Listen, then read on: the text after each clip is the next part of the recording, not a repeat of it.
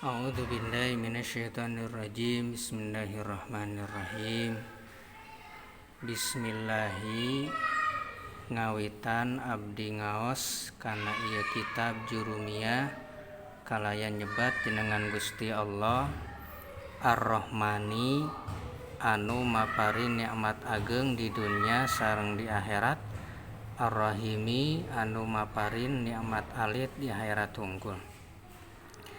Al-kalamu ari ngaran kalam, huwa eta ari ngaran kalam teh, al-lafzu eta lapad, al-murakkabu anu rangkep-rangkep lapad, al-mufidu anu matak jadi guna pikeun nu ngadenge, bil wad'i anu ku bahasa Arab.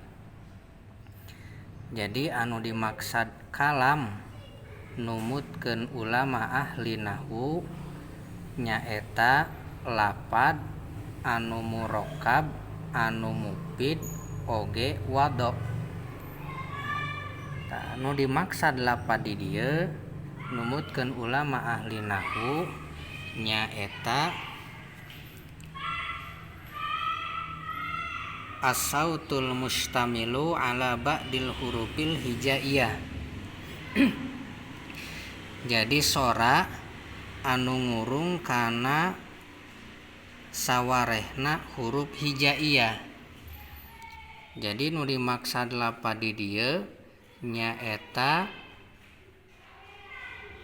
sora anu ngurung kana huruf-huruf hijaiyah, huruf Arab hijaiyah anu 28 teh ya.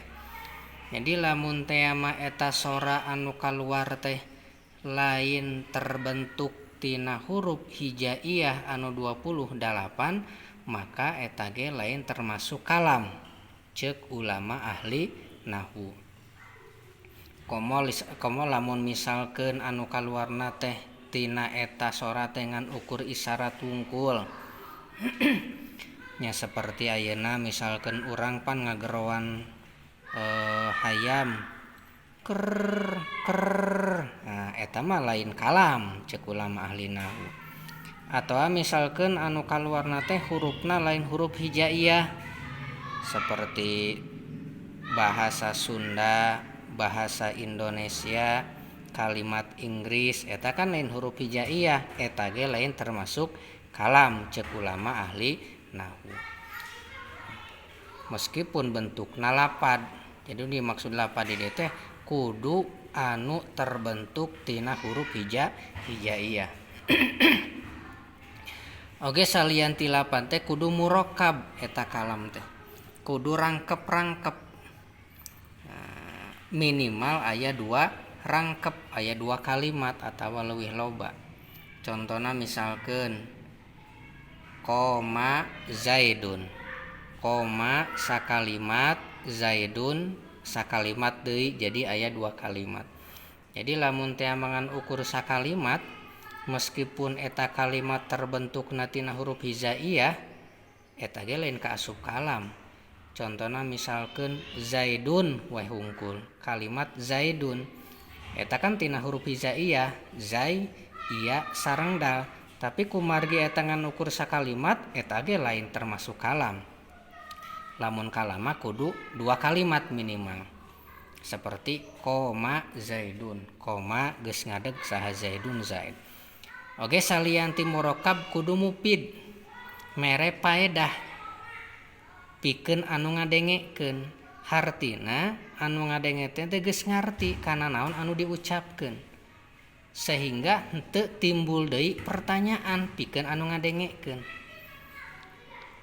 Ya seperti kalimat nu tadi koma zaidun geus ngadeg saha zaidun zaid. Ya, tapi lamun teh mah eta kalimatna henteu mufid, sok sanajan eta kalimatna teh terbentukna tina lapad oge murakkab, lamun henteu mufid eta ge lain kaasup kalam. Contona misalkeun in koma zaidun, aya in syartiyah teh in koma Zaidun. Lamun ditingali kan eta lapadna tina huruf hijaiyah, bahkan murakkab rangkep-rangkep aya 3 kalimat in koma jeung Zaidun, tapi henteu mufid. Nama kita mufid sabab anu ngadenge teh matak nanyakeun deui. In koma lamun ngadeg saha Zaidun Zaid eta kan can sampurna, can mufid, can mere faidah. Lamun kalimat sakitu kan anu ngadengekeun teh masih kena nanyakeun deui nya lamun teh Zaid ngadeg rek kumaha gitu kan, aya pertanyaan seperti kitu. Ta lamun teu mufid sok sanajan terbentukna tina lapad oge murakkab eta ge sami lain termasuk ka kalam.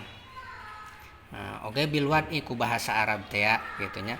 Nya kan tina lapad ge tadi bahwa lapad teh ngurung tina huruf hijaiyah, berarti kadituna lamun dibentuk kalimat tina huruf hijaiyah jadi bahasa Arab.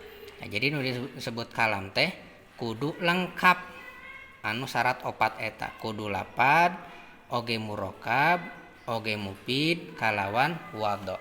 Eta nu disebut kalam saur ulama ahli nahwu. Wallahu a'lam bissawab.